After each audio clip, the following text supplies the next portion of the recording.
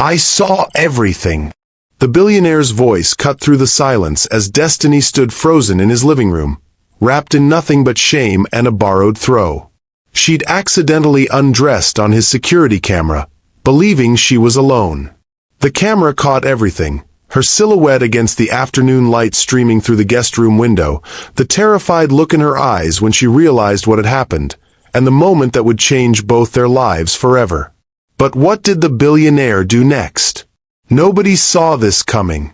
He could have destroyed her with one phone call, exploited her vulnerability, or simply pretended it never happened. Instead, he made a choice so shocking that it shattered everything both of them believed about love, power, and the invisible walls that separate different worlds. This isn't just about a security camera accident. This is about the split second when two hearts recognized something in each other that neither expected to find. If you are enjoying this story, don't forget to hit that subscribe button, like the video and comment where you are watching from. Your support helps us bring more powerful stories. And trust me, you won't want to miss them. Now, let's continue. The November rain drummed against the windows of the sprawling Beverly Hills estate as Destiny Ariano pulled her Honda Civic through the service entrance at exactly 7 a.m. She always arrived precisely on time, never early enough to seem eager, never late enough to give anyone reason to complain. At 28, she had learned that punctuality was armor in a world that seemed determined to find fault with people like her. Destiny stepped out of her car, adjusting the navy blue polo shirt and black slacks that comprised her work uniform. Her dark hair was pulled back in a practical bun, a few rebellious curls framing her heart-shaped face despite her best efforts to tame them. She stood 5 feet 6 inches tall with warm brown skin that glowed even in the gray morning light, though she rarely noticed her own beauty anymore. Beauty didn't pay bills or put her brother through UCLA. The Jennings estate stretched across 3 acres of meticulously landscaped grounds, featuring a main house that could easily accommodate 50 people. Built in the Spanish colonial revival style, the mansion boasted cream-colored stucco walls, red tile roofing, and enough windows to light a small town.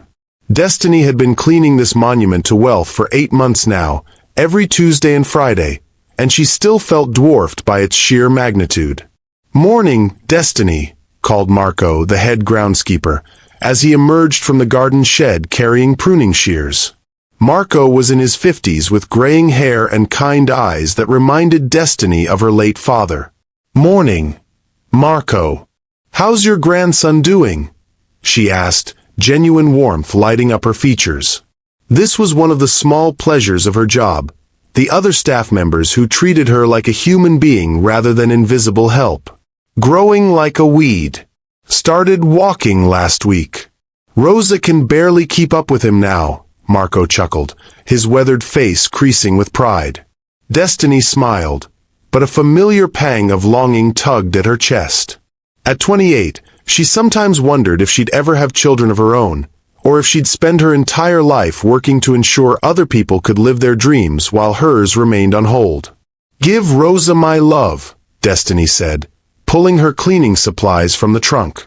"I better get started before Mrs. McLean arrives." Mrs. McLean was the house manager, a stern woman in her 60s who ran the Jennings household with military precision. She wasn't cruel, but she wasn't warm either, and Destiny had learned to navigate their professional relationship with careful politeness. As Destiny entered through the staff entrance, she pulled out her phone to check her messages. A text from her 19-year-old brother Orlando made her smile despite the early hour. "Aced my calculus exam. Thanks for believing in me, sis. Love you." This was why she worked 3 jobs. This was why she cleaned houses for people who could buy her entire neighborhood without checking their bank balance. Orlando was brilliant, the first person in their family to attend college, and Destiny would scrub floors until her hands bled if that's what it took to keep him there. Her phone showed another message from her best friend, Kalani. "Girl, you need to get out more. There's a whole world of men who aren't billionaires or broke. Just saying." Destiny shook her head, suppressing a laugh. Kalani meant well, but dating was a luxury Destiny couldn't afford. Between her job at the estate, her weekend shifts at the local diner, and her evening work cleaning office buildings downtown, romance was the furthest thing from her mind. 25 miles away in his downtown Los Angeles office on the 42nd floor of the Wilshire Grand Center, Kellen Jennings stood at his window watching the city wake up below him. At 34, he had built Zenith Technologies from a college dorm room idea into a multinational corporation worth $8 billion. The company specialized in artificial intelligence and machine learning, with clients ranging from Fortune 500 companies to government agencies worldwide. Kellen was tall and lean at 6 feet 2 inches, with sandy brown hair that he kept perfectly styled and sharp green eyes that seemed to calculate the worth of everything they surveyed. He wore a tailored navy suit that cost more than most people's monthly rent, but clothes were just another business tool to him, a way to project success and authority. His corner office reflected his personality: minimalist, efficient, and expensive. Glass and steel dominated the space, with only a few carefully chosen art pieces adding color to the neutral palette. A massive oak desk anchored the room, its surface cleared of everything except a sleek computer monitor and a single framed photograph that he kept face down. "Mr. Jennings, your 8 a.m. meeting with the investors from Singapore has been moved to 8:30, his assistant, Palmer, announced through the intercom. Palmer was one of the few people Kellen trusted, having worked with him for 6 years. "Understood. And Palmer, I'll be working from the house this afternoon. Cancel everything after 2 p.m. "Of course, sir. Will you need anything prepared for your arrival?" Kellen paused, staring at his reflection in the window. He saw a successful man, a powerful man, but lately he felt increasingly hollow. "No. Mrs. McLean handles everything." What Palmer didn't know was that Kellen had been spending more time at his Beverly Hills house because the silence there felt less oppressive than the silence in his downtown penthouse.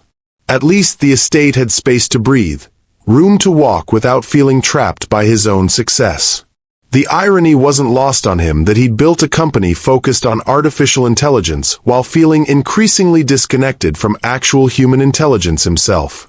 His last relationship had ended 8 months ago when he discovered that Amanda was more interested in his portfolio than his personality.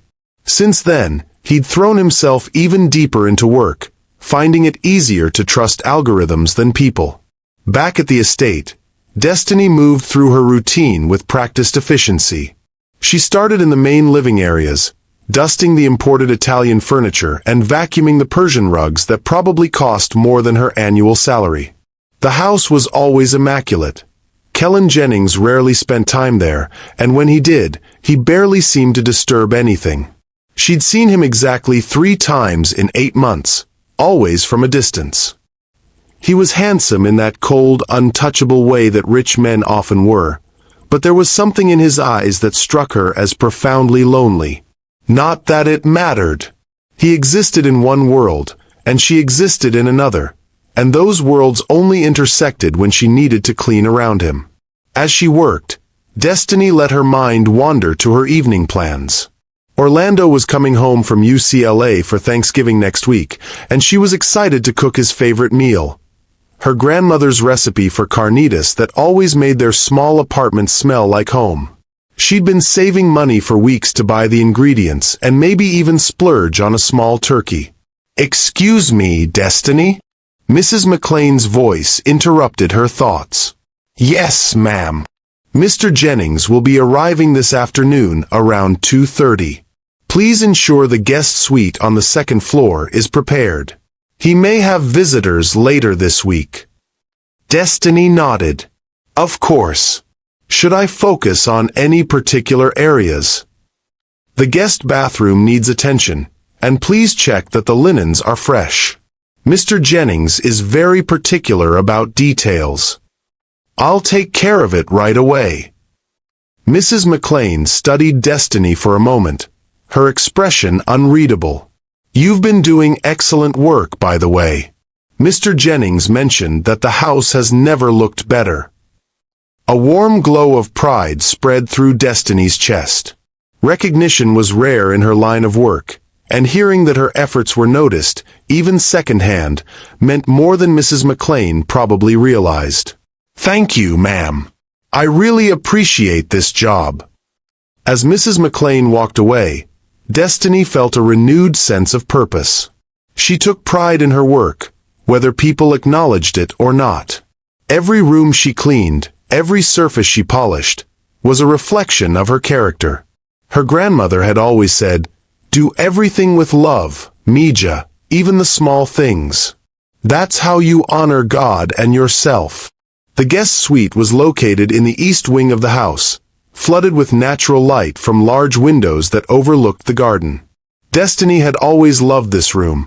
It felt warm and welcoming compared to the formal coldness of the main living areas. The walls were painted a soft cream color, and the furnishings were elegant but comfortable. As she stripped the bed and replaced the linens with fresh Egyptian cotton sheets, Destiny found herself humming softly. It was a habit she'd developed to make the solitary work feel less lonely, though she was always careful to keep the volume low. The last thing she needed was someone complaining about noise. Her phone buzzed with another text from Orlando. "By the way, I'm bringing someone home for Thanksgiving. Her name is Raina, and I think you'll really like her." Destiny paused in her work, a genuine smile spreading across her face. Orlando had never brought a girl home before. This was a big step for him, and she felt honored that he trusted her enough to introduce someone important to him. She'd have to make sure she bought extra groceries and maybe picked up some flowers to make their small apartment feel more welcoming. She was so absorbed in planning the Thanksgiving dinner that she didn't notice the time passing. It wasn't until she heard the distinctive sound of an expensive car engine in the driveway that she realized Mr. Jennings had arrived early. Her heart rate picked up slightly. She preferred to finish her work before he got home, not because he was ever rude to her. In fact, he barely acknowledged her existence, but because she felt more comfortable working without the weight of his presence in the house. But there was nothing to worry about. She was almost finished with the guest suite, and then she could move to the lower floors and stay out of his way entirely. After 8 months of this routine, she had the timing down to a science. What Destiny didn't know was that this afternoon would shatter that careful routine forever, changing both their lives in ways neither of them could have imagined. Outside, Kellen sat in his silver Aston Martin for a moment longer than necessary, staring up at the house that was supposed to be his sanctuary but increasingly felt like just another beautiful empty space in his carefully constructed but ultimately hollow life. Kellen stepped out of his Aston Martin, the afternoon sun casting long shadows across the circular driveway. The November air carried a crisp bite that reminded him winter was approaching, though in Beverly Hills, the seasons changed more subtly than in other places. He loosened his tie as he walked toward the main entrance, already feeling the weight of the morning's board meeting settling on his shoulders like a familiar burden. The Singapore investors had been impressed with Zenith Technologies' latest AI developments, but their questions about his personal life had left him unsettled. "A man needs balance," the lead investor had said with a knowing smile. "Success in business means nothing without someone to share it with." Kellen had deflected with practiced ease, but the words lingered like an uncomfortable truth he wasn't ready to face. Inside the house, Mrs. McLean greeted him with her usual professional courtesy. "Good afternoon, Mr. Jennings. How was your meeting?" "Productive," he replied, handing her his briefcase. "I'll be working from the home office for the rest of the day. Please hold all calls unless it's an emergency." "Of course, sir." Destiny is finishing up the guest suite, and then she'll move to the main floor. She should be out of your way within the hour. Kellen nodded absently. He'd grown accustomed to the quiet efficiency of the household staff, barely registering their presence unless something needed his attention. It was easier that way, maintaining the invisible barriers that kept his personal and professional worlds separate and manageable. He made his way to his home office, a spacious room on the second floor that overlooked the pool area. Unlike his downtown workspace, this office felt more personal, with warm wood paneling and comfortable leather furniture that actually invited relaxation. Multiple monitors displayed real-time market data, security feeds from various properties, and encrypted communications from his international offices. As he settled into his chair and pulled up the afternoon's reports, one of the security monitors caught his attention.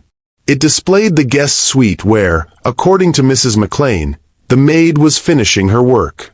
He'd had the security system installed 2 years ago after a break-in at his Malibu property, and now cameras covered every room except the master bedroom and bathrooms, providing comprehensive coverage of the house. Kellen rarely paid attention to the security feeds during normal operations. The system was more about deterrence and evidence than active monitoring.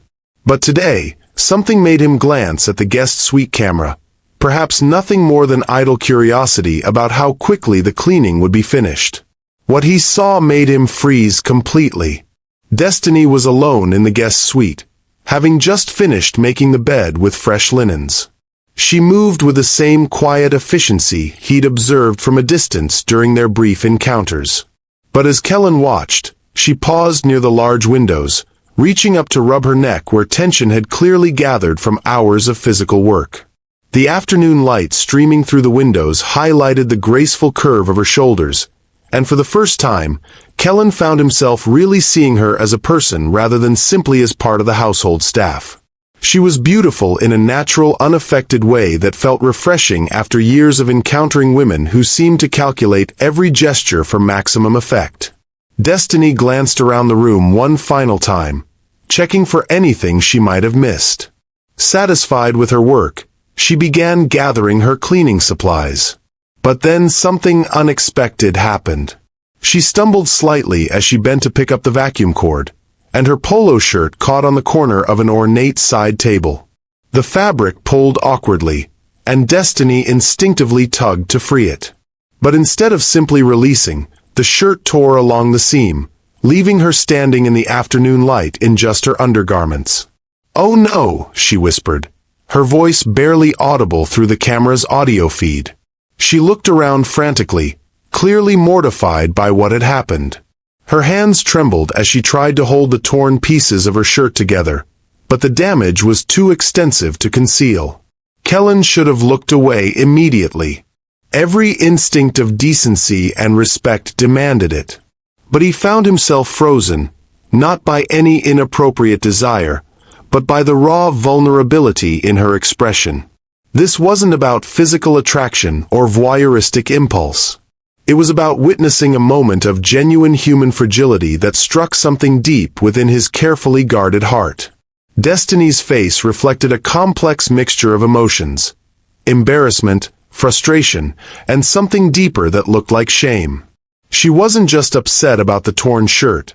She was clearly worried about the implications. Would she be fired? Would someone think she'd done this deliberately? The anxiety in her posture spoke to years of walking on eggshells, of understanding that people in her position couldn't afford even innocent mistakes. She stood there for a moment, her shoulders shaking slightly as she tried to compose herself. Then, with visible determination, she began looking around the room for a solution. There was a decorative throw draped over a nearby chair, and she reached for it, wrapping it around her shoulders like a makeshift covering.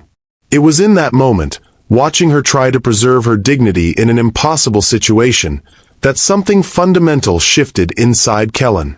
He saw himself clearly for the first time in years. A man sitting in his fortress of wealth and privilege, accidentally witnessing the struggle of someone who worked multiple jobs to survive, someone who couldn't afford to replace a torn work shirt without carefully considering the impact on her budget. The contrast was stark and uncomfortable. While he spent more on a single business lunch than she probably earned in a week, she worried about a uniform mishap that wasn't even her fault. The inequality felt suddenly personal rather than abstract, and it stirred emotions he'd spent years suppressing. Kellen's hand moved instinctively toward the intercom that would connect him to Mrs. McLean, but he stopped. What would he say? How could he address this situation without making it infinitely worse for Destiny? Any intervention would require admitting he'd seen what happened, which would only compound her embarrassment and potentially put her job at risk. Instead, he found himself studying her face on the monitor, noting the quiet strength in the way she straightened her shoulders and began problem-solving rather than simply falling apart. There was dignity in her response that impressed him more than any boardroom presentation ever had. Destiny carefully folded her torn shirt and placed it in her cleaning supply bag. She adjusted the throw to ensure she was properly covered, then began to finish her work with the same attention to detail as before. She wasn't letting the accident derail her professionalism, even though her hands still trembled slightly with residual embarrassment. As she worked, Destiny's phone buzzed with what appeared to be another text message. She glanced at it briefly, and a small, genuine smile flickered across her face before she returned to her tasks. Kellen found himself wondering what could make her smile in a moment like this. What kind of message could cut through her embarrassment and bring light back to her expression? It occurred to him that he knew virtually nothing about her life outside these walls. He didn't know if she had family who depended on her, dreams she was working toward, or fears that kept her awake at night. To him, she had simply been part of the household machinery, as invisible and reliable as the heating system or the security cameras. But now, watching her handle this vulnerable moment with such grace, he began to see her as a complete person with her own story, her own struggles, and her own quiet strength. The realization was both humbling and deeply unsettling. Destiny finished gathering her supplies and moved toward the door, still wrapped in the decorative throw.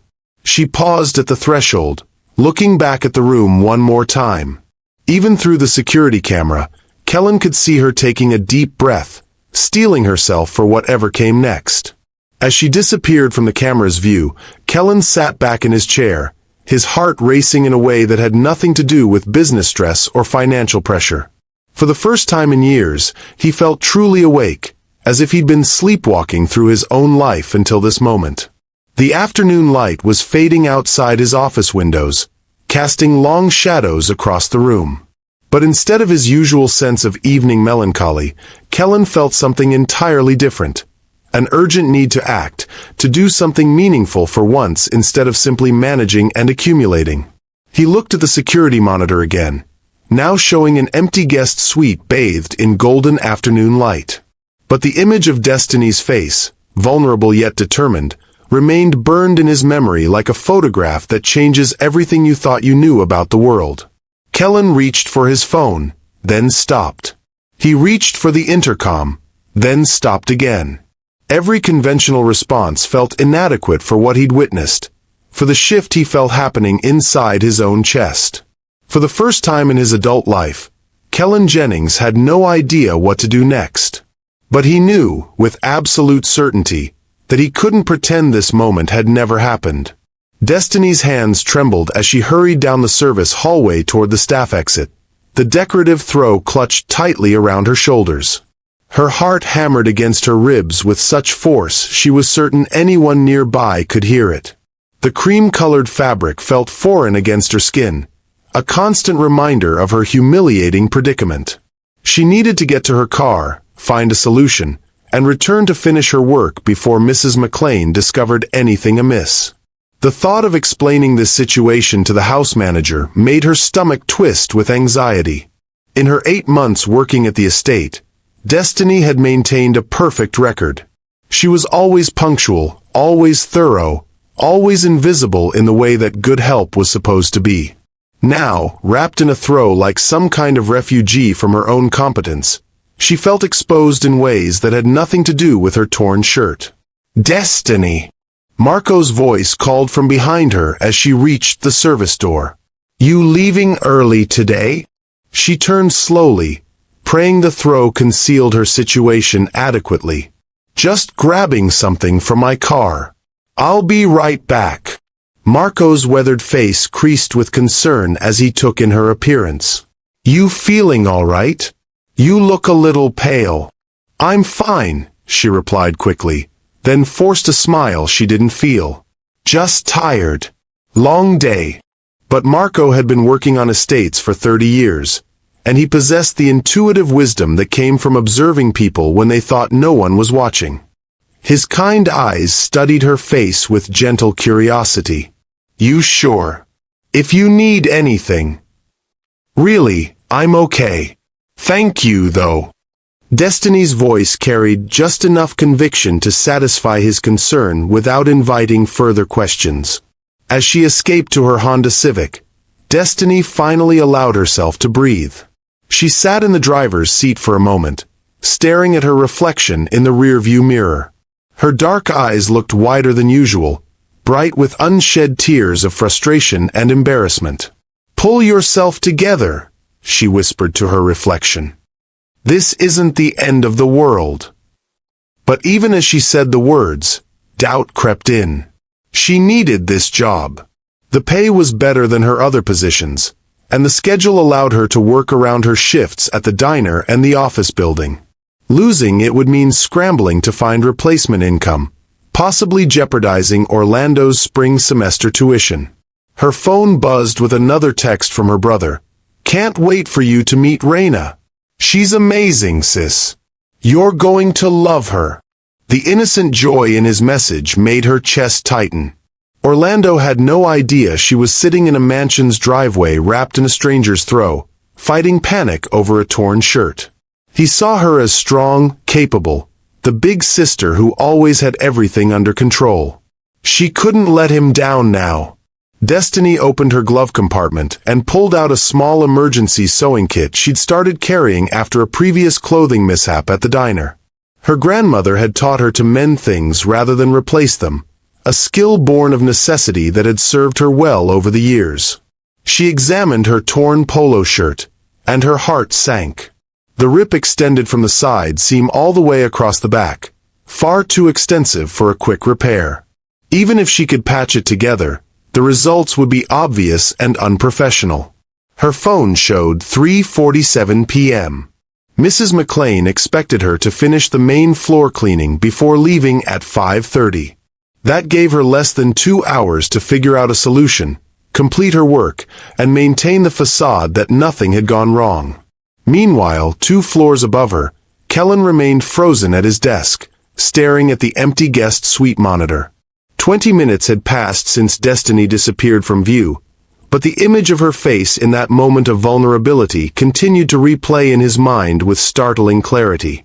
He'd witnessed business rivals crumble under pressure, watched competitors break down when their companies failed, observed the full spectrum of human weakness in boardrooms across the globe. But none of those moments had affected him the way this accidental glimpse into one woman's private struggle had. The rational part of his mind insisted he should simply delete the security footage and pretend the incident never occurred. It would be the cleanest solution for everyone involved. Destiny could handle her wardrobe malfunction privately, and he could return to his reports without this uncomfortable awareness of her humanity disrupting his carefully ordered world. But every time he reached for the security system controls, something stopped him. Not desire or inappropriate interest, but something far more unsettling, genuine concern for another person's well-being. When had he last felt that? When had anyone's struggle mattered to him beyond its potential impact on his business interests? The questions made him deeply uncomfortable because they highlighted how thoroughly he'd isolated himself from authentic human connection. His ex-girlfriend Amanda had accused him of treating relationships like business transactions, measuring people's worth by their utility rather than their inherent value. He dismissed her criticism as emotional manipulation at the time, but now it felt uncomfortably accurate. Kellen's phone rang, displaying Palmer's number. He let it go to voicemail, then played the message. "Mr. Jennings, the Tokyo office needs approval on the McLean Industries contract by tomorrow morning their time. Also, your mother called. She wants to know if you're still planning to attend your cousin's wedding next month." The mundane concerns of his life felt suddenly trivial compared to the crisis playing out in his driveway. Through his office window, he could see Destiny's Honda Civic parked near the service entrance. She'd been sitting there for nearly half an hour, probably trying to figure out how to salvage her workday. He found himself calculating how much her torn shirt had cost, comparing it to amounts he spent without thinking. The contrast was staggering and deeply humbling. While he debated which of his 3 luxury cars to drive on any given day, she worried about replacing a basic work uniform. Kellen stood and began pacing his office, a nervous energy building in his chest. He'd built his fortune by making decisive moves when opportunities presented themselves. But this situation required a different kind of decision-making, one that involved empathy rather than strategy. His first instinct was to simply have Palmer order a replacement shirt and have it delivered to her home address. Anonymous, efficient, problem solved. But something about that approach felt wrong, like throwing money at a symptom while ignoring the larger disease of disconnection that plagued his life. Down in the parking area, Destiny had made her decision. She couldn't fix the shirt, but she could minimize the damage to her reputation. She would return to the house, confess the accident to Mrs. McLean, and accept whatever consequences followed. It wasn't ideal, but it was honest, and her grandmother had always taught her that honesty was its own form of dignity. She wrapped the throw more securely around herself and headed back toward the service entrance. Each step felt like walking toward a potential firing squad, but she'd rather face the consequences with honesty than try to hide and inevitably make things worse. As she entered the house, Destiny encountered Mrs. McLean in the main hallway, reviewing her daily checklist on a tablet. "Destiny, I thought you'd finished upstairs. Is everything all right?" This was the moment of truth. Destiny took a deep breath, straightened her shoulders, and prepared to explain the situation with as much dignity as she could muster. "Mrs. McLean, I need to tell you about an accident that occurred in the guest suite." The house manager's expression sharpened with concern. "What kind of accident? Was anything damaged?" "No, ma'am. Nothing in the room was harmed. But my uniform shirt caught on the side table and tore quite badly. I'm afraid I can't complete my work today in a professional manner." Mrs. McLean studied Destiny's improvised covering, her expression unreadable. "I see. And you're certain nothing in the room was damaged?" "Absolutely certain. I was very careful. The shirt just caught on a corner of the table when I bent to retrieve the vacuum cord." "These things happen," Mrs. McLean said after a moment, her tone surprisingly gentle. "The important thing is that you came to me directly rather than trying to hide the problem." Relief flooded through Destiny so suddenly she felt lightheaded. "Thank you for understanding. I can finish the main floor tomorrow if you prefer, or I can continue working today if you have something I could borrow." "Don't worry about today's remaining tasks. I'll handle them myself." Mrs. McLean paused, studying Destiny's face with unexpected kindness. "You've been an excellent employee, Destiny. One accident doesn't change that." As Destiny gathered her cleaning supplies and prepared to leave, neither she nor Mrs. McLean was aware that Kellen had watched their entire conversation through the hallway security camera. He'd seen Destiny's courage in confessing the accident, Mrs. McLean's gracious response, and the visible relief that transformed Destiny's posture when she realized her job was safe. But what struck him most was the dignity with which she'd handled the entire situation. Despite her embarrassment and fear, she'd chosen honesty over deception, responsibility over denial. It was a level of integrity he rarely encountered in his business dealings, where people routinely obscured problems until they became catastrophes. As Destiny's car disappeared down the driveway, Kellen found himself facing an uncomfortable truth. In witnessing her vulnerability, he discovered something lacking in his own character. She'd shown more genuine strength in one afternoon than he'd displayed in years of corporate maneuvering. The realization left him feeling exposed in ways that had nothing to do with cameras or torn clothing. For the first time in his adult life, Kellen Jennings felt truly seen, even though he'd been the one doing the watching. That evening, Destiny sat at her small kitchen table in her Koreatown apartment, staring at the torn polo shirt spread before her like evidence of a crime she couldn't solve. The fabric was beyond repair, but throwing it away felt like admitting defeat. At $32, Replacing it would mean choosing between buying Orlando's favorite cereal for his Thanksgiving visit or putting gas in her car for the weekend shifts at the diner. Her phone rang, displaying Mrs. McLean's number. Destiny's stomach dropped. Had the house manager reconsidered her decision? Was she calling to terminate her employment after all? "Hello, Mrs. McLean," Destiny answered, trying to keep the anxiety out of her voice. "Good evening, Destiny. I hope I'm not calling too late." "Not at all. Is everything all right?" "Actually, I'm calling with rather unusual news. Mr. Jennings has requested that you return tomorrow morning at 8 a.m. for a special project. He needs the entire house prepared for an important business meeting that was moved up unexpectedly." Destiny blinked in surprise. In 8 months of working at the estate, she'd never received a direct request from Mr. Jennings. She wasn't even sure he knew her name. Of course. What does the project involve? Deep cleaning of all public areas, fresh flowers throughout the house, and preparation of the formal dining room for lunch service. It's quite extensive, so you'll be working alongside the regular staff.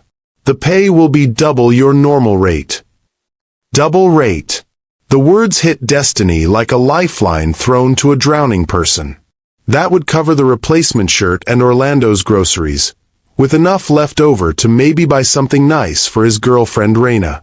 "I'll be there at 8 sharp. Thank you for thinking of me for this opportunity. Mr. Jennings specifically requested your attention to detail. He was quite impressed with your work in the guest suite." After Mrs. McLean hung up, Destiny sat in stunned silence. Mr. Jennings had noticed her work? The man who barely acknowledged her existence had specifically requested her services?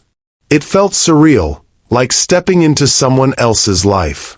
She pulled out her laptop and did something she'd never done before, researched her employer. Kellen Jennings' biography read like a modern fairy tale of entrepreneurial success. MIT graduate, tech prodigy, youngest person to ever grace the cover of Forbes. But the more recent articles painted a different picture. "The loneliest billionaire," one headline read. "Silicon Valley's most eligible bachelor prefers solitude," declared another. The photos showed a man who looked increasingly isolated despite his success. In earlier pictures, he appeared confident and engaged. Recent photos revealed someone going through the motions of success while his eyes remained distant and guarded. Destiny found herself wondering what had changed him. What made someone so successful seem so fundamentally alone? 20 miles away in Beverly Hills, Kellen paced his home office like a caged animal. He'd spent the evening making calls to justify the business meeting he'd invented as an excuse to bring Destiny back to the house. By the time he finished, what had started as a fabrication had become reality. 3 potential investors would arrive tomorrow afternoon to discuss Zenith Technologies' expansion into European markets. The irony wasn't lost on him. In trying to create a reason to help Destiny, he'd accidentally scheduled one of the most important meetings of the quarter. His executive team was scrambling to prepare presentations, and Palmer had nearly had a nervous breakdown trying to coordinate everyone's schedules on 12 hours' notice. But none of that explained why he felt compelled to help a woman he barely knew. He'd told himself it was simple decency, but honesty demanded a deeper examination of his motives. Watching Destiny handle her crisis with such grace had forced him to confront uncomfortable truths about his own character. When had he last shown genuine integrity under pressure? When had he chosen honesty over self-interest? The questions revealed a hollowness in his success that he'd been avoiding for years. His phone buzzed with a text from his mother. "Still hoping you'll bring someone to Rebecca's wedding. It would mean so much to the family to see you happy." Kellen stared at the message, thinking about happiness and what it actually meant. He'd achieved every goal he'd set for himself, accumulated wealth beyond most people's wildest dreams, but happiness remained frustratingly elusive. Success had become a substitute for genuine fulfillment, but it was a poor replacement. The next morning arrived gray and drizzly, typical November weather in Los Angeles. Destiny pulled into the estate's service entrance at exactly 8 a.m., wearing her backup uniform shirt that she usually reserved for her diner job. It was slightly faded and didn't fit quite as well as her ruined polo, but it was clean and professional. Mrs. McLean met her at the staff entrance with an unusually warm smile. "Good morning, Destiny. I appreciate you coming in on such short notice. Thank you for the opportunity. Where would you like me to start?" "Actually, Mr. Jennings wants to speak with you first. He's waiting in the main living room." Destiny's pulse quickened. In 8 months, she'd never had a direct conversation with her employer.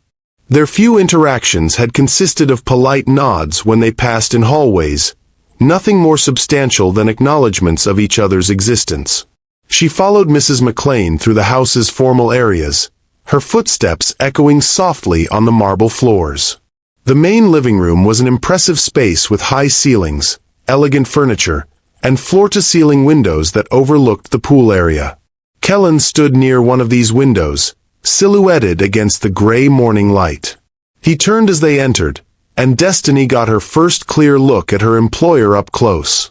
He was taller than she'd realized, with sharp features and intelligent green eyes that seemed to see everything. But there was something in his expression that surprised her. Nervousness. "Mr. Jennings, this is Destiny Ariano," Mrs. McLean said formally. "Thank you, Mrs. McLean. Could you give us a moment alone?"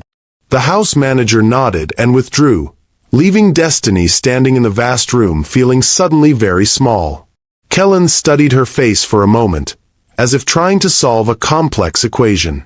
"Please sit down," he said, gesturing to a comfortable seating area near the fireplace. Destiny perched on the edge of an expensive-looking sofa, her back straight and hands folded in her lap. "Mrs. McLean mentioned you have a special project that needs attention." "Yes, about that." Kellen sat across from her, leaning forward slightly. "I want to be completely honest with you about why you're here." The words sent a chill down Destiny's spine. Was this where he revealed he'd seen yesterday's accident?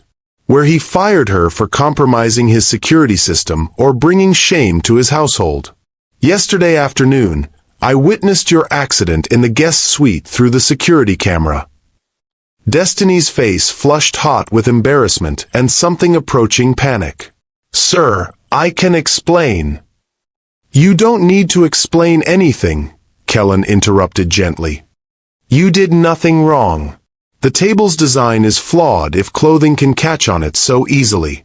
That's a fault of the furniture, not your professionalism." She stared at him, trying to process his words. This wasn't the confrontation she'd feared, but she couldn't understand where it was leading. "I also witnessed your conversation with Mrs. McLean afterward," he continued. "The way you handled the situation with honesty and dignity was remarkable. It made me realize something important about character and integrity that I'd lost sight of in my own life." Destiny remained silent, uncertain how to respond to such unexpected candor from a man she considered completely unreachable. "The business meeting today is real," Kellen said. "I did call it to create a legitimate reason to bring you back and offer additional work at higher pay. But in the process of arranging it, I realized something else. I could use your help with more than just cleaning." "I don't understand," Destiny said quietly.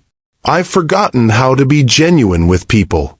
Everything in my world is calculated, strategic, performed for some business purpose. But watching you yesterday reminded me that authenticity still exists, and I'd like to learn from that."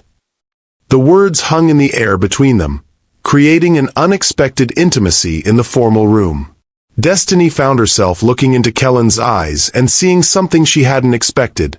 Vulnerability that matched her own. "You want me to teach you how to be authentic?" she asked, confusion evident in her voice.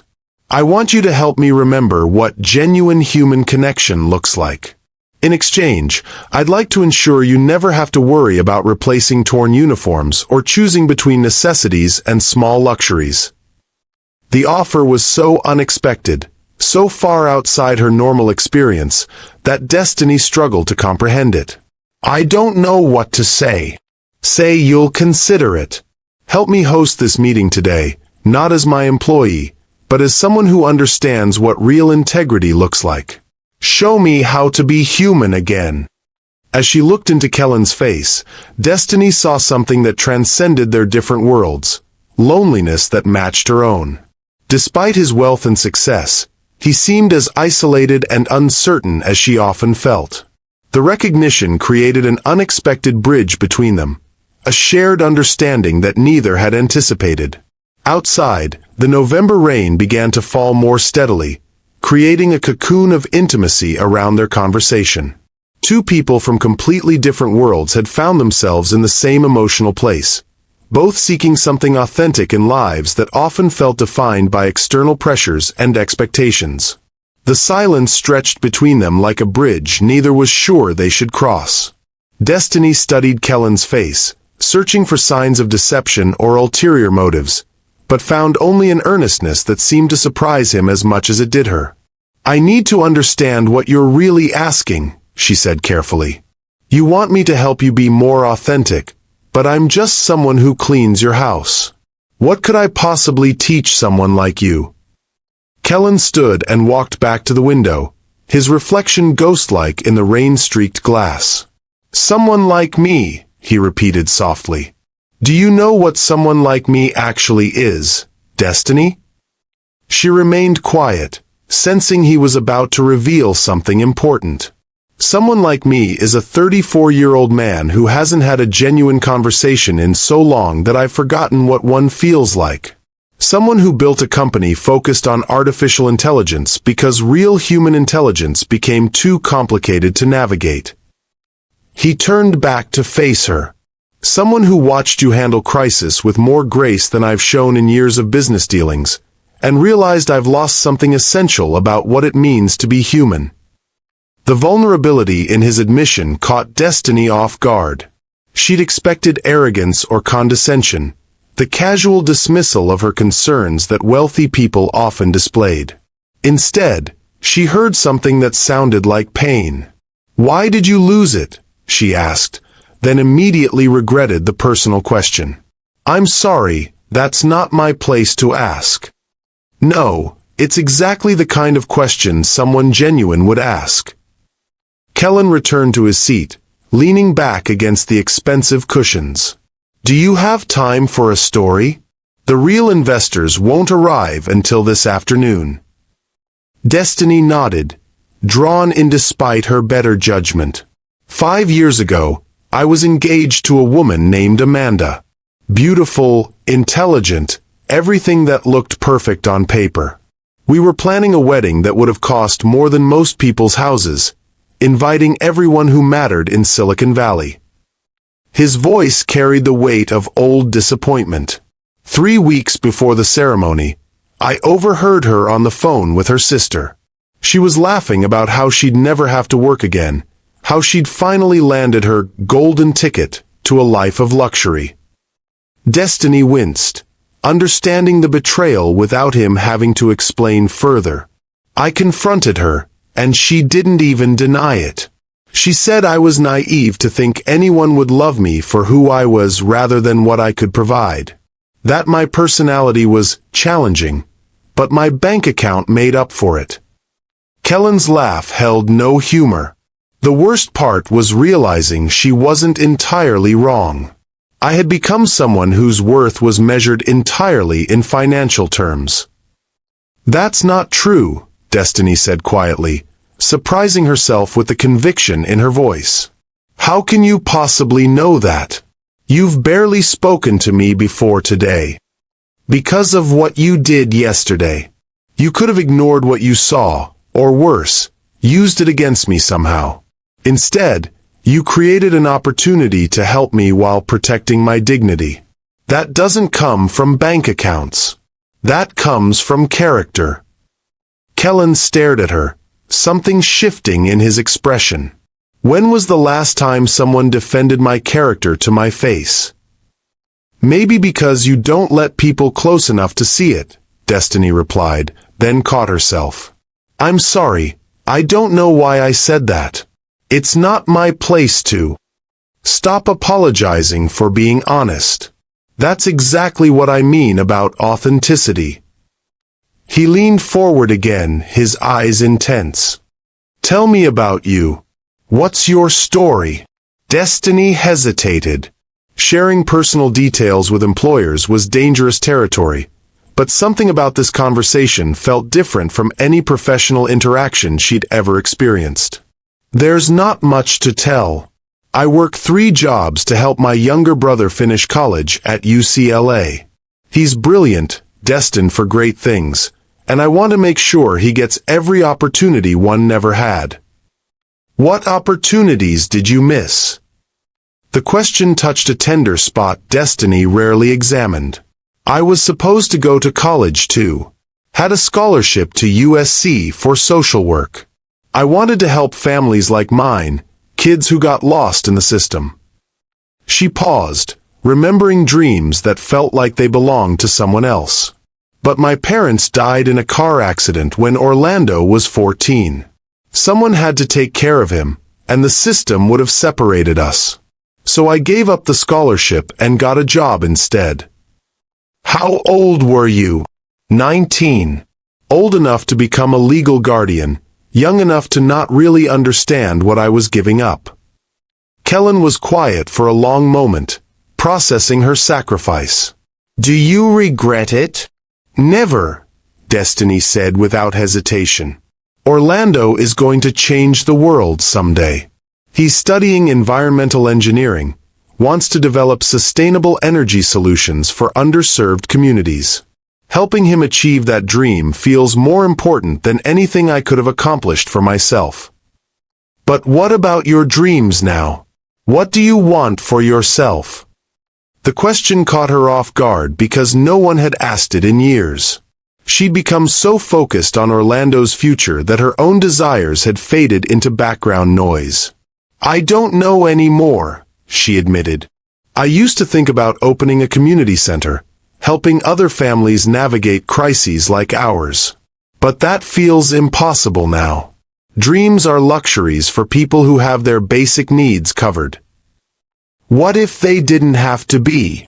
Before Destiny could respond, her phone buzzed with an incoming call. Orlando's name appeared on the screen, and she looked at Kellen apologetically.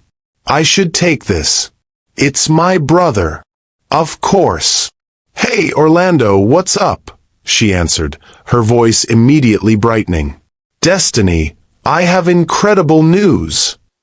Orlando's excitement was palpable even through the phone speaker. Professor Martinez wants to recommend me for a summer research internship at the Department of Energy. It's paid, and it could lead to opportunities after graduation. Orlando, that's amazing! Destiny's face lit up with genuine joy, and Kellen found himself drawn to the transformation. This was what authentic happiness looked like, pure and unguarded. There's just one thing, Orlando continued, his voice becoming slightly uncertain. I need to submit a portfolio of my work by next Friday, but printing and binding everything professionally will cost about $300. I know money's tight with Thanksgiving coming. Don't worry about the money, Destiny said immediately. This is too important. We'll figure it out. Are you sure? I know you've been working extra shifts. Orlando, this internship could change your entire future. We'll make it work. After she hung up, Destiny sat quietly for a moment, her mind already calculating how to cover the portfolio costs. She'd have to pick up extra shifts at the diner, maybe skip buying groceries for herself this week. $300, Kellen said quietly. I'm sorry you had to hear that. Personal calls during work. Destiny, $300 is what I spend on lunch without thinking about it. But for you, it represents choosing between your brother's future and your own basic needs. The stark contrast hung between them, highlighting the vast difference in their circumstances. But instead of creating distance, it seemed to deepen Kellen's understanding of what real sacrifice looked like. "I've been thinking about something since yesterday," he said. "I built a company worth billions, but I've never created anything that actually matters to people's daily lives. Your brother is working on sustainable energy for underserved communities. You sacrificed your education to keep your family together. Both of you are contributing more to the world than I am, despite having a fraction of my resources. That's not true. Your company creates jobs, drives innovation. My company makes rich people richer. It doesn't help 19-year-old girls keep their families together or support brilliant young men who want to change the world." Kellen stood and walked to his desk, returning with a checkbook. "Let me ask you something, and I want you to be completely honest. If money weren't an issue, what would you do with your life?" Destiny watched him write something on the check, her heart racing with a mixture of hope and fear. "I don't understand what's happening here. You're helping me remember what authentic generosity looks like. Real giving isn't about tax deductions or charity galas. It's about recognizing when you have the power to change someone's life and choosing to use it." He tore off the check and held it out to her. "This covers your brother's portfolio, your replaced uniform, and enough to ensure you don't have to choose between his success and your survival for the next 6 months." Destiny stared at the check, afraid to look at the amount. "I can't accept this. It's too much, and I haven't done anything to earn it. You taught me more about integrity in one afternoon than I've learned in years of business school and corporate training. You showed me what authentic human connection looks like. If that's not worth compensating, I don't know what is." The rain continued to fall outside, but inside the formal living room, two people from different worlds had found something unexpected. A shared understanding of what it meant to be genuinely human. Sometimes the most valuable lessons come from the most unexpected teachers. Destiny held the check with trembling hands, staring at the figure written in Kellen's precise handwriting. $25,000. The amount was so far beyond her expectations that she had to read it 3 times to convince herself it was real. "This is impossible," she whispered. "I can't accept this much money. It's more than I make in a year." "And that's exactly the problem," Kellen said, settling back into his chair. "The fact that someone with your work ethic and character struggles financially while I accumulate wealth I don't even notice spending. The system is broken, Destiny. This is me trying to fix one small piece of it." She looked up from the check, her eyes bright with unshed tears. "You don't understand what this means. Orlando won't just be able to afford his portfolio. He can focus on his studies instead of working part-time jobs. I can cut back to 2 jobs instead of 3. This changes everything. Then why do you look terrified instead of happy?" Destiny carefully placed the check on the coffee table between them, as if it might explode if handled roughly. "Because in my experience, when something seems too good to be true, there's always a catch. Men like you don't give away money like this without expecting something in return." The words hit Kellen like a physical blow, and he realized how his wealth and position must appear to someone who'd learned to be suspicious of generous offers. "What do you think I want from you?" "I don't know, and that's what scares me." She met his eyes directly, her voice steady despite her obvious nervousness. "Rich men have offered me things before. Usually, the price was my dignity." Kellen felt sick at the implication. "Destiny, I would never. The money has no strings attached. None. You can take it and never speak to me again if that's what you prefer." "Then why are you doing this?" He was quiet for a long moment, struggling to articulate feelings he barely understood himself. "Yesterday, watching you handle that crisis with such grace, I realized I'd forgotten what genuine strength looked like. Then this morning, hearing you tell your story, I understood something else. You've lived more authentically in difficult circumstances than I have with every advantage. You make it sound like I'm some kind of saint. I'm not. I'm just trying to survive and take care of the people I love. That's exactly what makes you extraordinary. You don't even realize how rare that kind of selfless love is. Kellen leaned forward, his voice gaining intensity. I've spent years surrounded by people who calculate every interaction for personal gain. You sacrificed your dreams for your brother without hesitation. You chose honesty over self-preservation yesterday. You defend my character to my face when you barely know me. That's not ordinary behavior, Destiny. That's exceptional.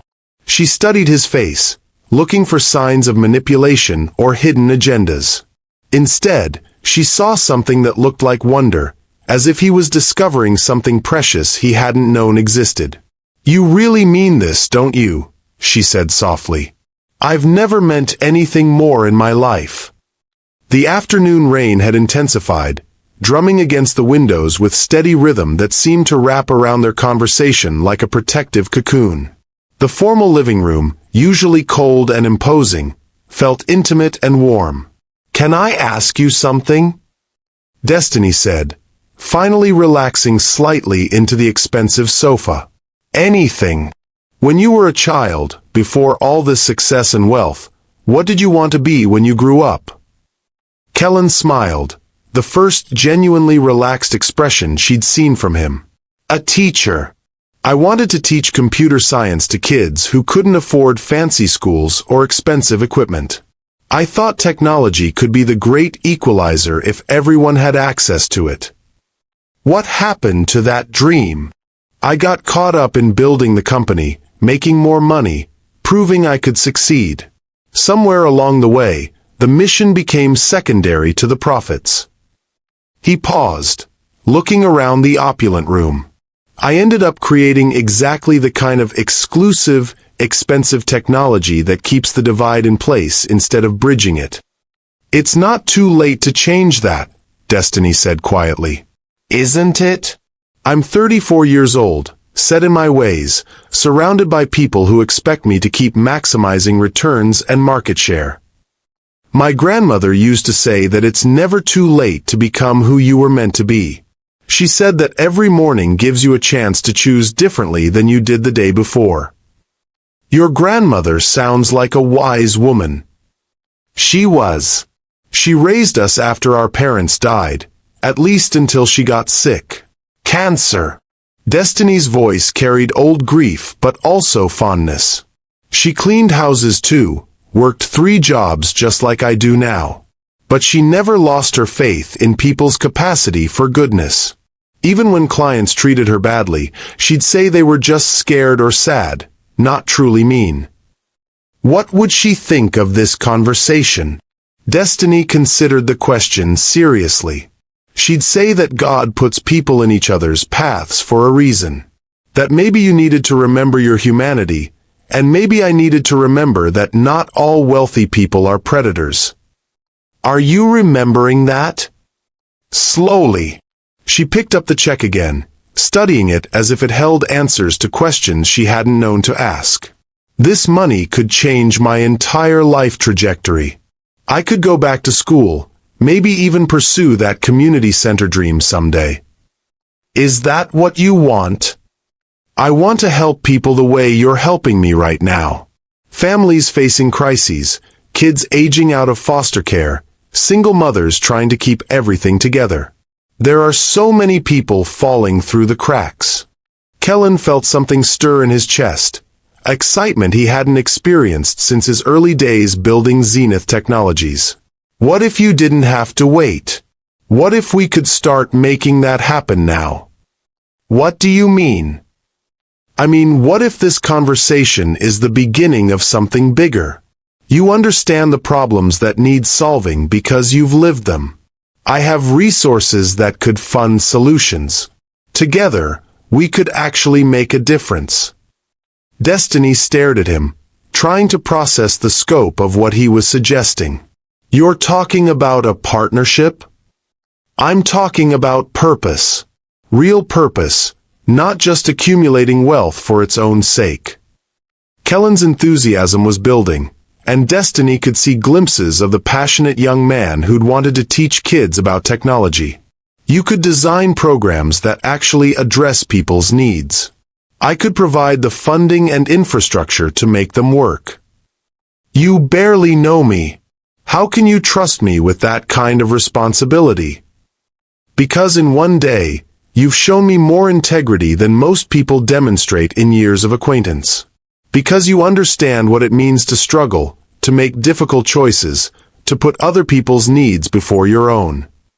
He paused, his voice becoming softer. And because for the first time in longer than I can remember, talking to you makes me feel like myself again. The admission hung between them, creating a moment of profound intimacy. Destiny felt her carefully constructed walls beginning to crumble, replaced by something she hadn't experienced in years: hope. I need to ask you something, and I need you to be completely honest, she said. Of course. Are you doing this because you feel sorry for me?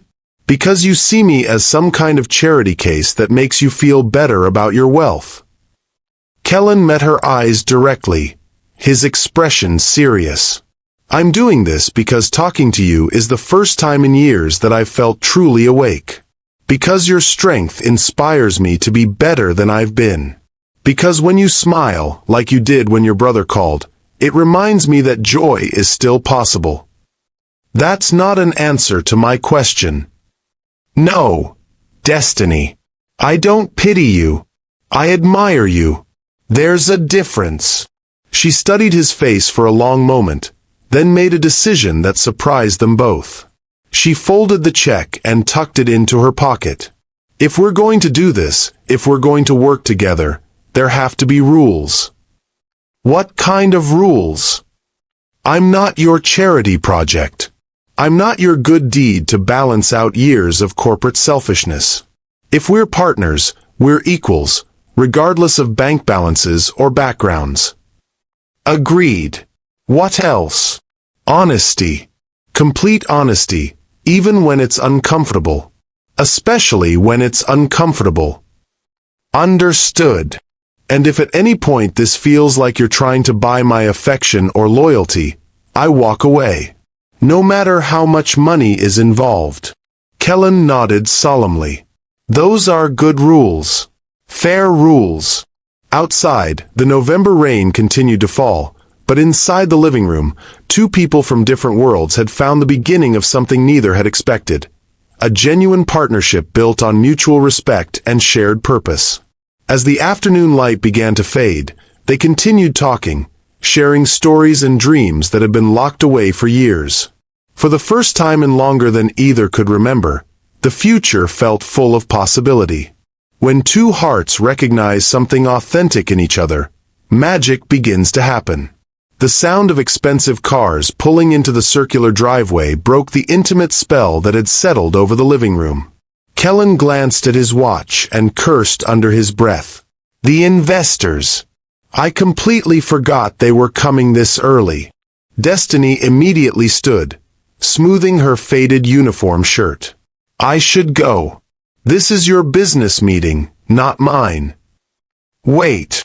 Kellen caught her hand gently, and the simple contact sent an unexpected jolt through both of them. Stay. Please. Help me get through this. Kellen, I clean houses. I don't belong in a business meeting with investors. You belong wherever I say you belong. This is my house, my meeting. His voice carried a conviction that surprised them both. Besides, weren't we just talking about partnership? About working together? Before Destiny could respond, Mrs. McLean appeared in the doorway. Mr. Jennings, your guests have arrived. Shall I show them to the study? No, bring them here. And Mrs. McLean, please introduce Destiny as my business consultant. Mrs. McLean's eyebrows rose slightly, but she maintained her professional composure.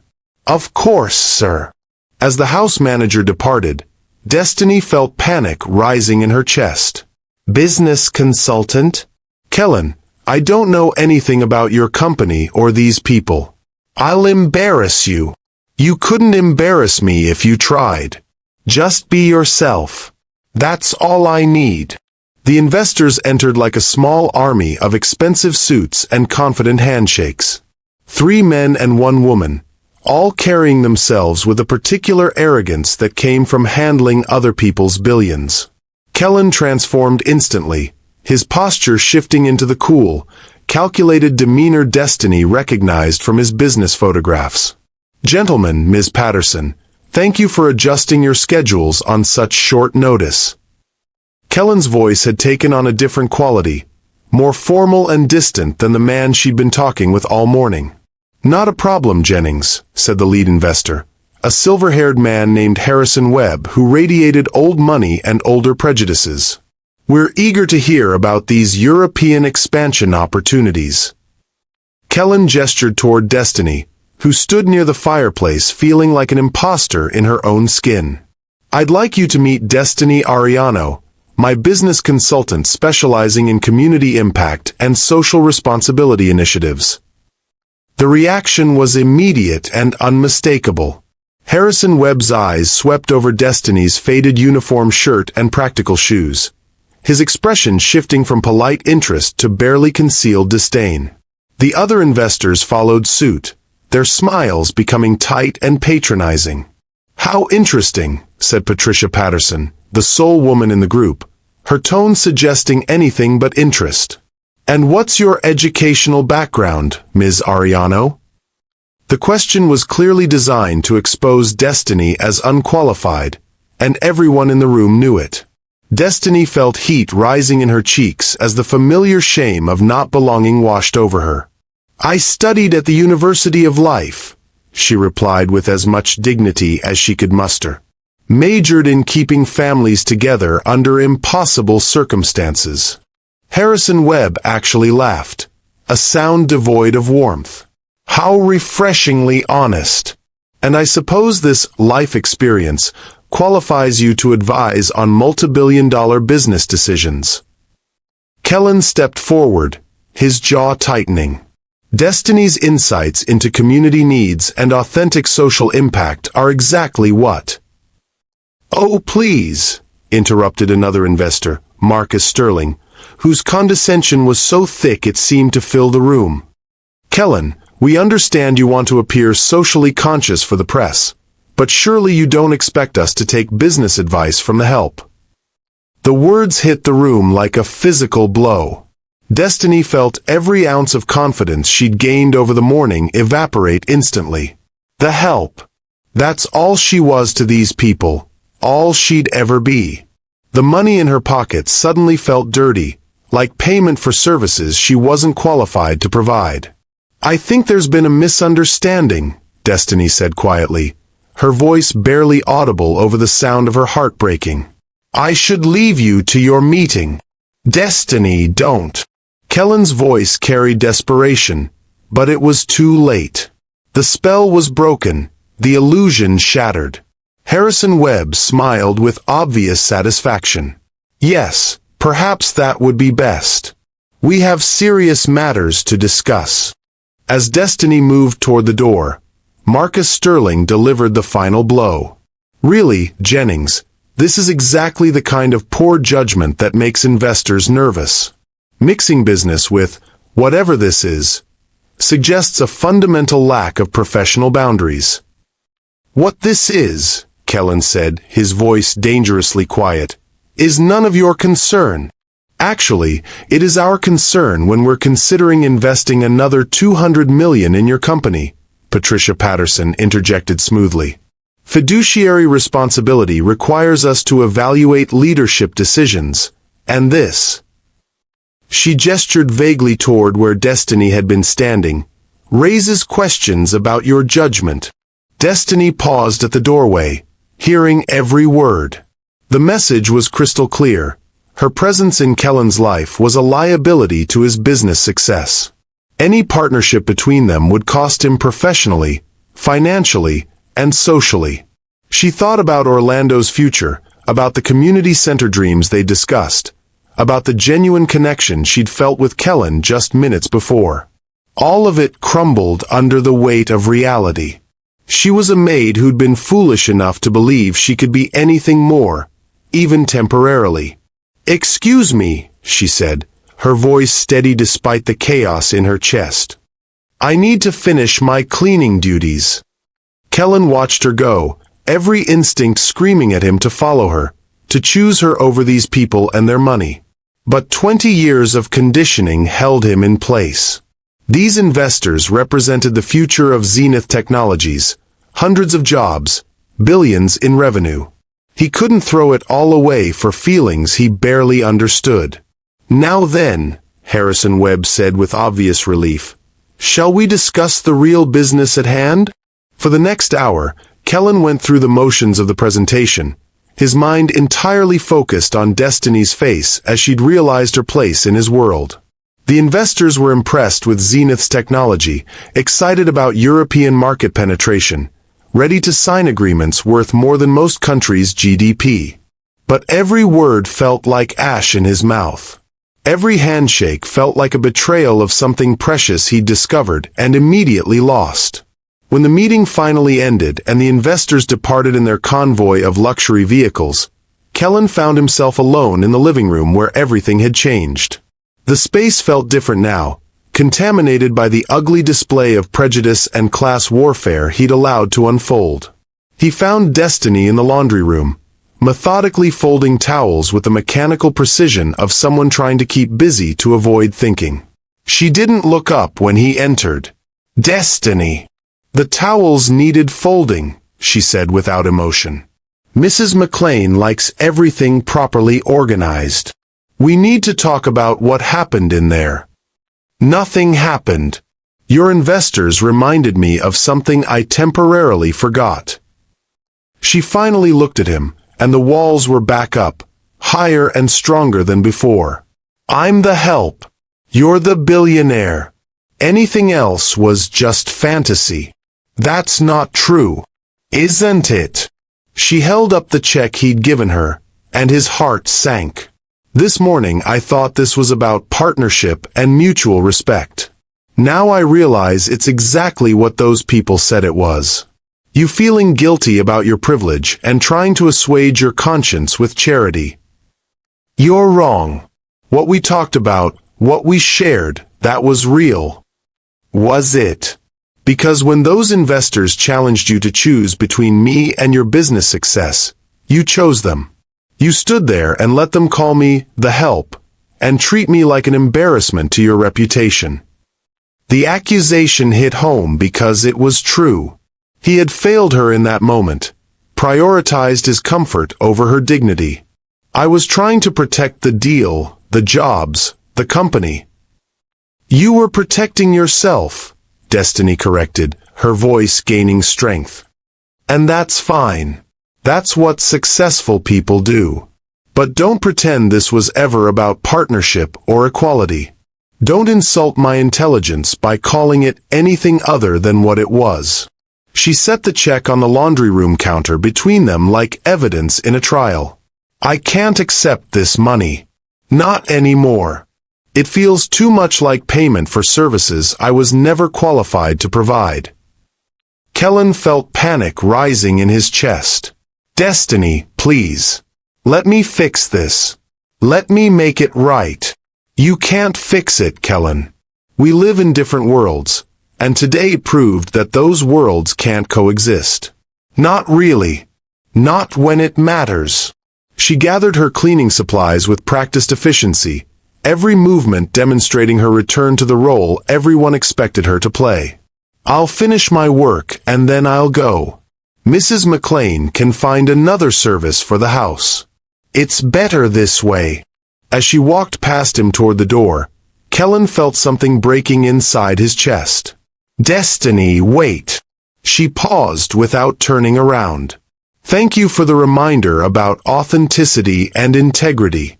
I hope you find a way to apply those lessons that doesn't require sacrificing your success." The words carried finality that left Kellen standing alone in the laundry room, surrounded by perfectly folded towels and the ruins of something beautiful that had lasted exactly one morning. Sometimes the cruel world reminds us why walls exist in the first place. 3 days passed like a slow-motion catastrophe. Kellen wandered through his Beverly Hills mansion like a ghost haunting his own life, unable to concentrate on work, unable to eat, unable to sleep without seeing Destiny's face as she realized he'd chosen business over her dignity. The European expansion deal was signed and celebrated. Zenith Technologies' stock price hit an all-time high. Financial news outlets praised his strategic vision and leadership. Everything he'd worked for over the past decade was finally coming together in perfect harmony. So why did success taste like failure? Palmer had called multiple times, concerned about his sudden absence from the office. Mrs. McLean moved through the house with worried efficiency, trying to maintain normalcy while her employer sat in his study staring at security monitors that no longer held any interest for him. On Thursday evening, as November rain returned to Los Angeles with renewed intensity, Kellen found himself in the guest suite where everything had started. The room looked exactly the same as before, but felt fundamentally different. The afternoon light that had once highlighted Destiny's grace now seemed flat and lifeless. He'd replayed the investor meeting countless times, imagining different responses, better choices, moments where he could have defended her with the conviction she deserved. But imagination couldn't change reality. When faced with choosing between Destiny and his established world, he'd faltered at the crucial moment. His phone buzzed with a text from his mother. "Rebecca's wedding is this Saturday. Still hoping you'll bring someone special. The family is worried about you being alone." Alone. The word felt heavier now than it ever had before.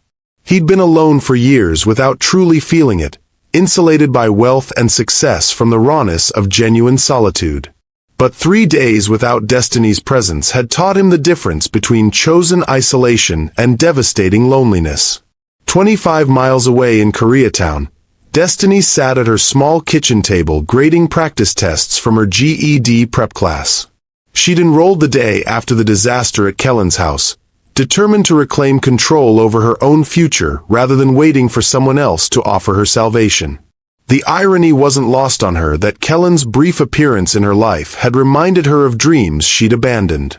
Even if their connection had been an illusion, the conversation about purpose and possibility had rekindled something she'd thought was permanently extinguished. Orlando burst through the apartment door with his usual enthusiasm, rainwater dripping from his UCLA sweatshirt. Destiny! Incredible news about the internship! She looked up from her textbooks, managing a smile that didn't quite reach her eyes. "Tell me everything. Professor Martinez submitted my portfolio early, and the Department of Energy loved it. They want to interview me next week for a position that starts in January." He spun around the small living room with excitement. "This could change everything for us, sis." "That's wonderful, Orlando. I'm so proud of you." But Orlando's celebration slowed as he noticed her expression. "What's wrong? You've been different since Tuesday. Did something happen at work?" Destiny had spent 3 days deciding how much to tell her brother about the Kellen situation. Orlando was brilliant but still 19, still optimistic about the world in ways she envied. She didn't want to burden him with her complicated feelings about a man he'd never meet. "I've been thinking about making some changes. Maybe going back to school myself." "Really? Destiny, that's amazing. What brought this on?" "Just realizing that I can't take care of everyone else if I don't take care of myself first." She gestured to the GED prep materials scattered across the table. "I want to finish my education, maybe pursue that social work degree I gave up." Orlando sat across from her, his expression growing serious. "This is about money, isn't it? You're worried about supporting me through my senior year and the internship." "Orlando! I can take out loans. I can work more hours. You don't have to sacrifice your dreams again for mine." The earnestness in his voice broke something open in Destiny's chest. This was exactly why she'd made every choice she had for the past 9 years.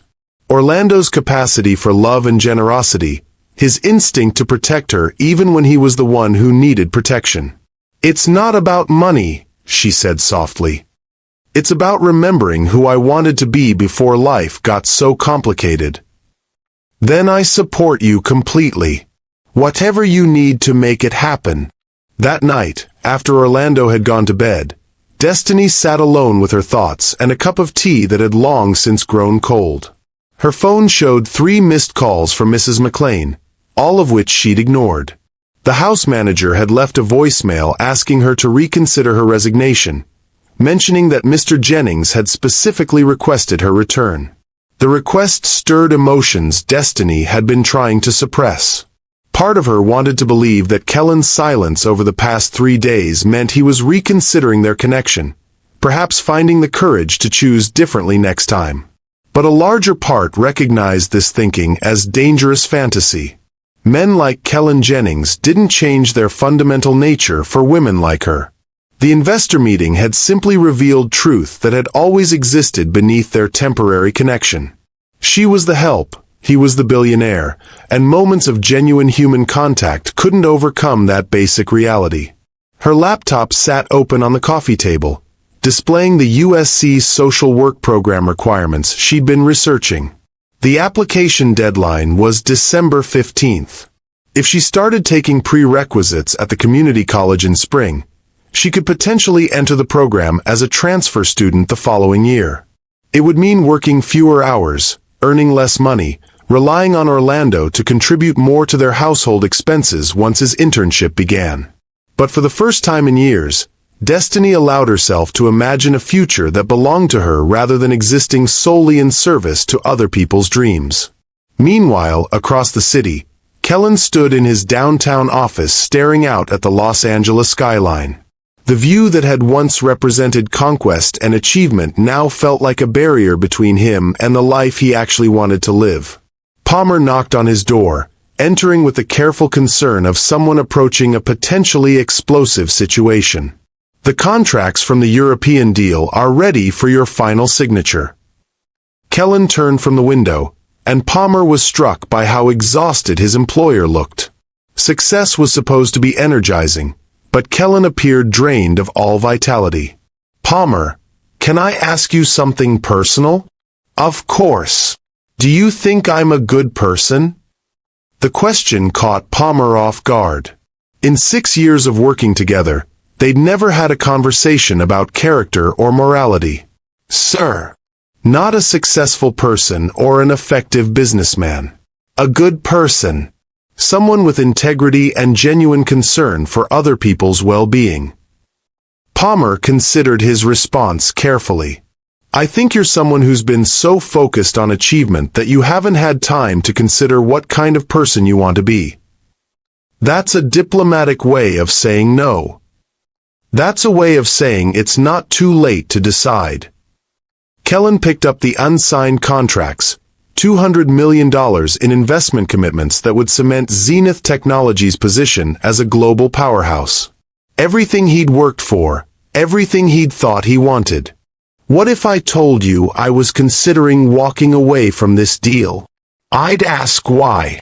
Because accepting it feels like accepting that money and status matter more than treating people with dignity and respect. Because the investors made it clear that any deviation from their expectations would be seen as poor judgment. "Are you talking about the woman from Tuesday? The one Harrison Webb was so dismissive of?" Kellen looked at Palmer with surprise. "You heard about that?" Mrs. McLean mentioned the situation. She was quite upset about how the investors treated your guest. "Destiny isn't just my guest. She's..." Kellen struggled to find words that captured the complexity of his feelings. "She's the most authentic person I've ever met. She reminds me of who I wanted to be before I got caught up in all this." Palmer was quiet for a moment, processing this revelation. What are you going to do? I don't know. Choosing her means walking away from everything I've built. But choosing this deal feels like walking away from everything I could become. That evening, as rain continued to fall over Los Angeles, two people in different parts of the city faced the same fundamental question. Was love worth the risk of losing everything else? Destiny sat with her GED prep books, trying to focus on algebra problems while her heart ached for a connection that had felt more real than anything she'd experienced in years. Kellen sat with unsigned contracts worth more than most countries' GDP, trying to convince himself that financial success could fill the hole that had opened in his chest since Tuesday afternoon.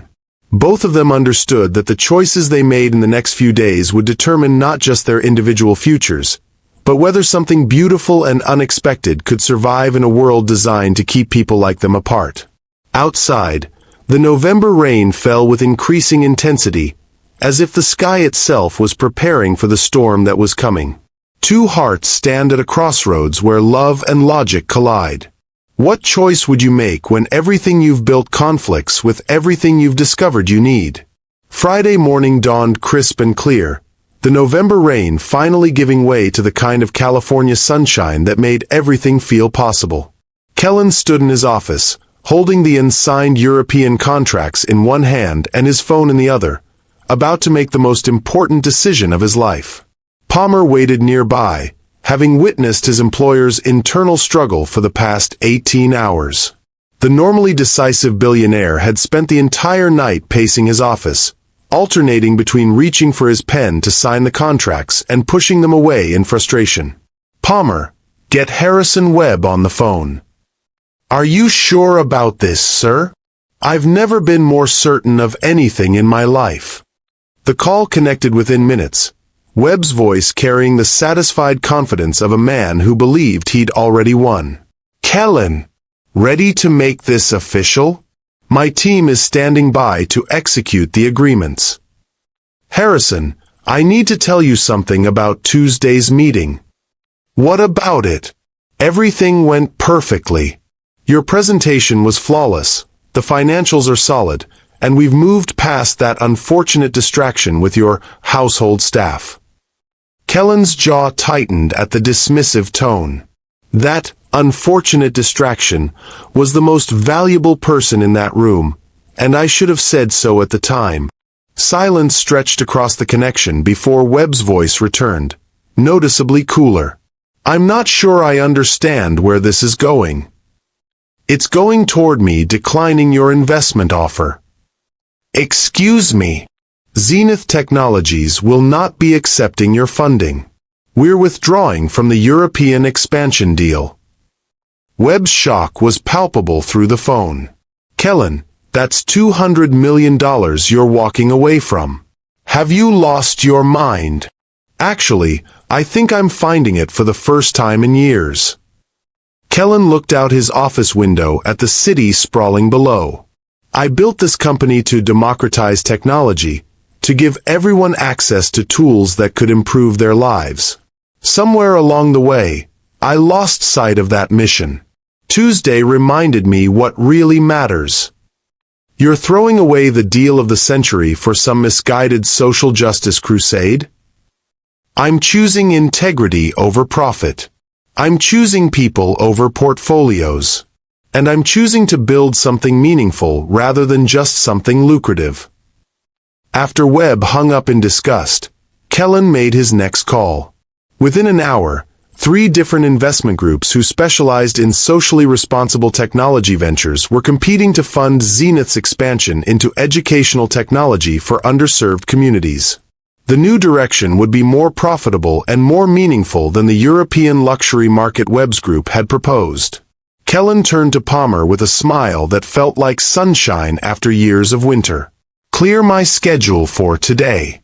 I have somewhere important to be. Where are you going? To apologize to someone who deserves better than I gave her. And if she'll let me, to ask for a second chance at getting this right. Meanwhile, across the city, Destiny sat in the break room of her weekend job at Sunnyside Diner in Mid-City, studying GED prep materials during her 15-minute break. The lunch rush had been particularly brutal, with demanding customers and a broken coffee machine adding stress to an already exhausting shift. Her phone buzzed with a text from Orlando. Interview with Department of Energy went amazing. They offered me the internship on the spot. Starts January 15th. Also, Raina can't wait to meet you at Thanksgiving dinner.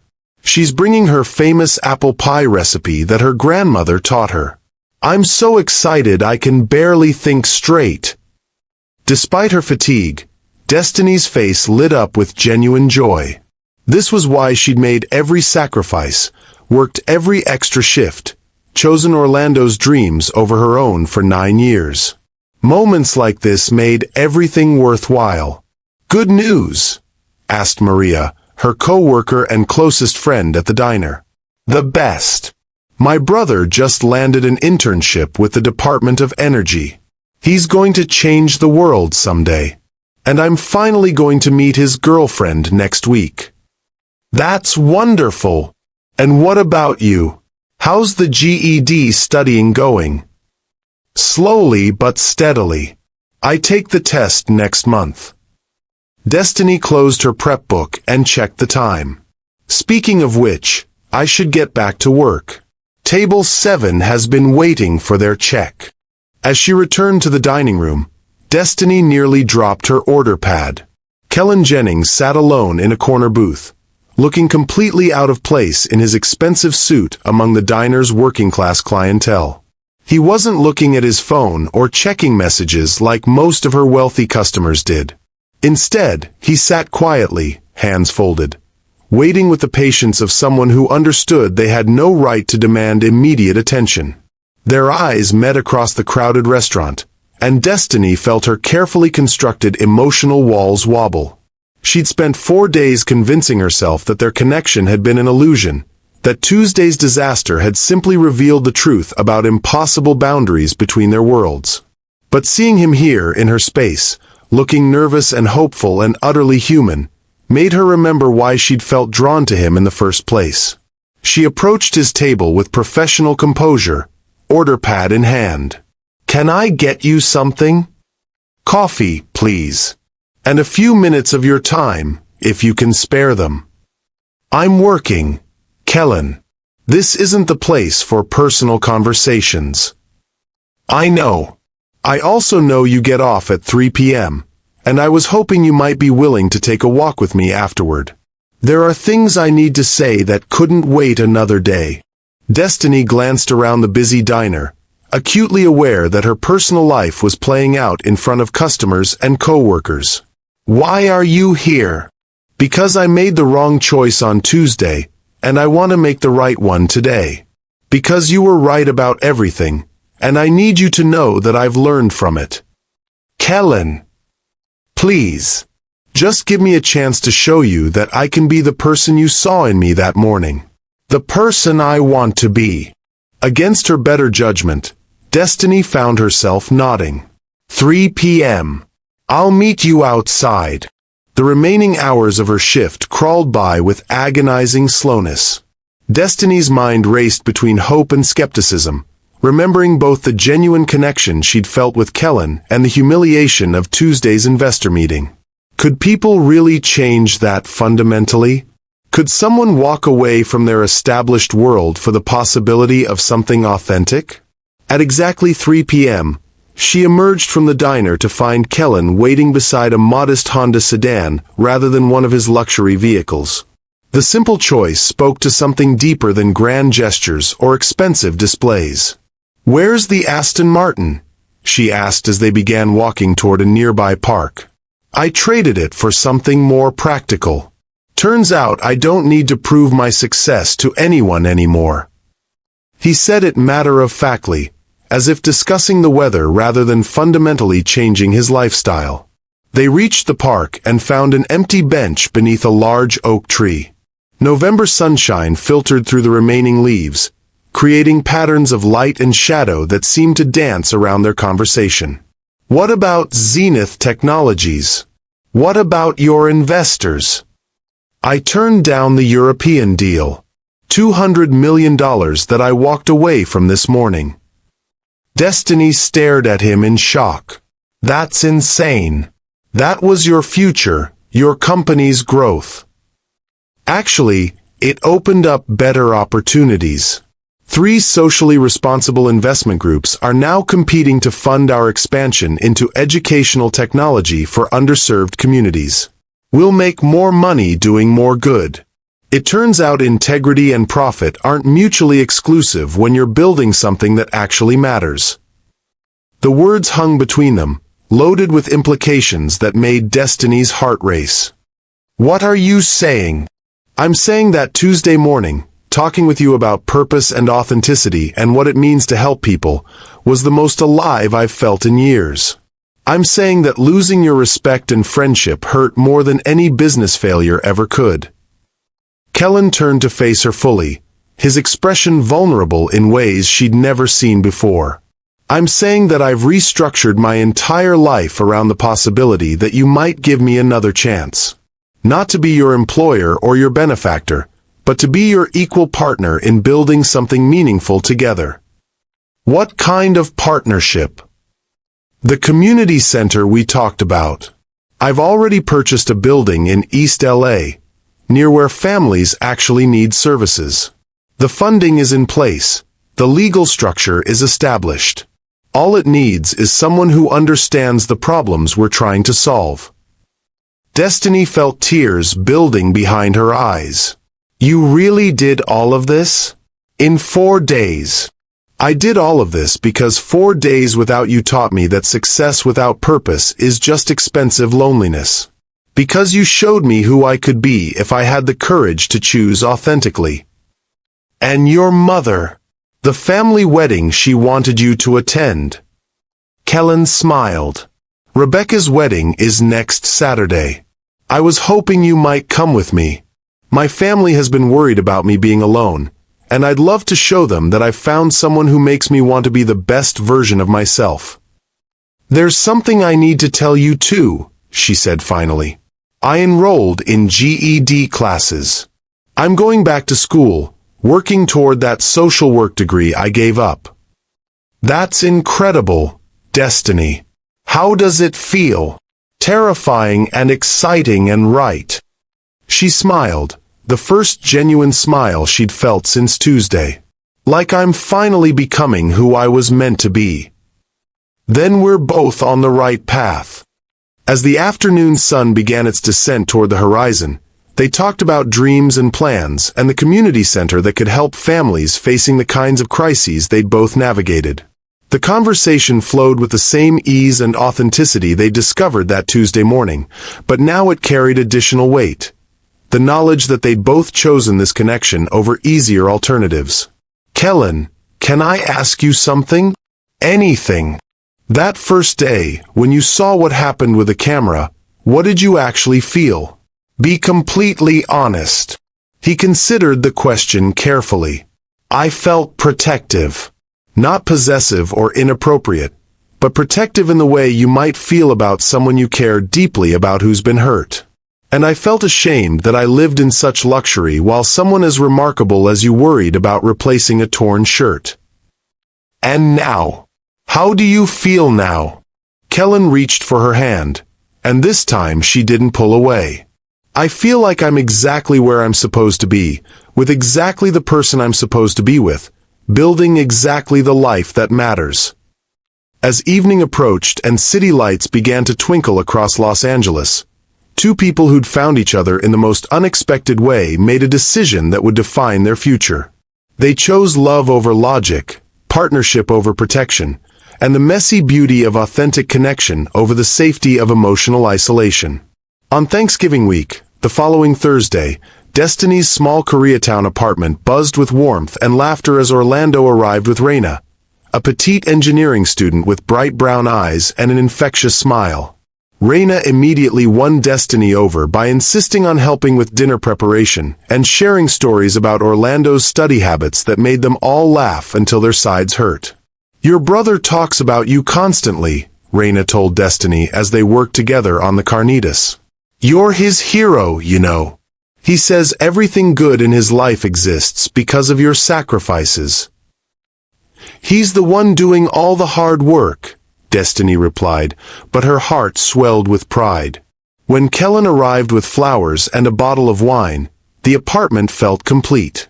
Orlando and Reina welcomed him with the easy acceptance of young people who judged character over bank balances. By the end of the evening, Orlando was calling him brother and making plans to show him around the UCLA campus. Mrs. McLean had given the staff the day off, but she stopped by briefly to deliver a beautiful centerpiece she'd arranged herself.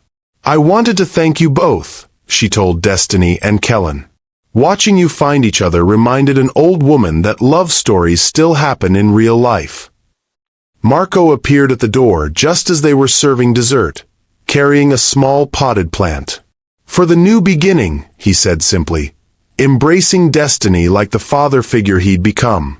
The following Saturday during Rebecca's wedding, Destiny found herself in a world she'd never imagined entering. A lavish ceremony in Montecito surrounded by California's social elite. But Kellen's family welcomed her with genuine warmth, and his mother pulled her aside during cocktail hour. "I haven't seen my son this happy since he was a child," she said, tears in her eyes. "Thank you for giving him back to us." During the reception, as they danced to music that floated across manicured gardens, Destiny felt completely at peace. This wasn't her world, but it didn't matter. She belonged wherever Kellen was, just as he belonged wherever she was. 6 months later, on a warm May evening, Kellen and Destiny stood together at the ribbon-cutting ceremony for the Ariano Jennings Community Center, surrounded by families whose lives would be changed by the programs they'd built together. Orlando, now successfully completing his Department of Energy internship and engaged to Reina, beamed with pride as his sister and the man who'd become his brother officially opened their dream to the community. He'd been instrumental in designing the center's environmental sustainability programs, turning it into a model for green community development. Mrs. McLean had accepted the position of Community Outreach Coordinator, using her organizational skills to help families navigate services with dignity and respect. Marco had been hired as the head of the center's urban gardening program, teaching children and families how to grow their own food. Zenith Technologies had become a leader in educational technology for underserved communities, with the community center serving as a testing ground for innovations that helped bridge the digital divide. The company was more profitable than ever, proving that doing good and doing well weren't mutually exclusive. In the crowd, Palmer watched with satisfaction, remembering the lost and isolated man his employer had been just months earlier.